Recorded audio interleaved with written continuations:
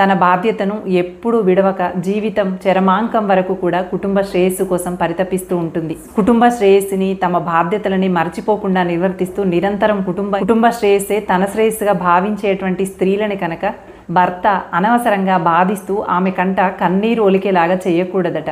కులకాంత తోడనెప్పుడు కలహింపకు వట్టి తప్పు ఘటింపకుమి కలకంటి కంట కన్నీరొలికిన సిరి ఇంట నుండ నొల్లదు సుమతి.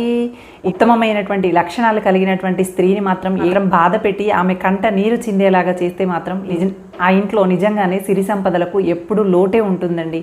ఎందుకంటే కుటుంబానికి అంతటికీ కూడా ఆలంబనగా స్త్రీయే నిలుస్తుంది. అలాంటి స్త్రీని ఎప్పుడు ఏదో ఒకటంటూ మానసిక వేదనకి గురి చేసినట్లయితే ఆమె తీసుకునేటువంటి ప్రతి నిర్ణయం కూడా సమర్థవంతంగా ఉండదు. ఆ ప్రభావము కుటుంబం అంతటిపైన పడుతుందన్నమాట. ఈవెన్ వంట చేయాలన్న స్త్రీకి ప్రశాంతమైనటువంటి మనసు ఉండాలని, అప్పుడే చాలా రుచికరమైనటువంటి వంట చేయగలుగుతుంది.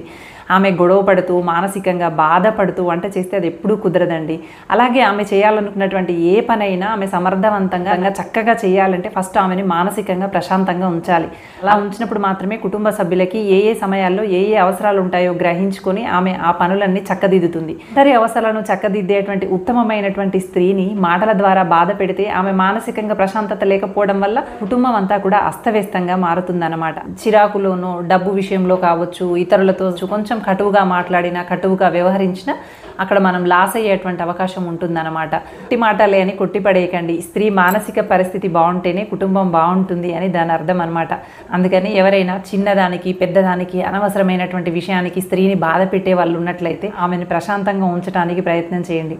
బాధపడి ఎప్పుడైతే కన్నీరు కారుస్తుందో అప్పుడు ఇంట్లో ప్రశాంతత ఉండదు. ప్రశాంతత లేక రకరకాల పరిస్థితులను కూడా ఎదుర్కొంటామన్నమాట.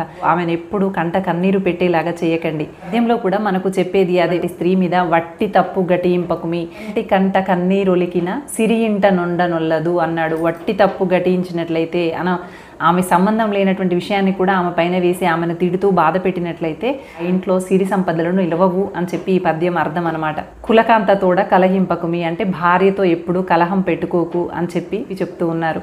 ఇది పెద్దల మాట చద్దన్నం మూట లాంటిదండి.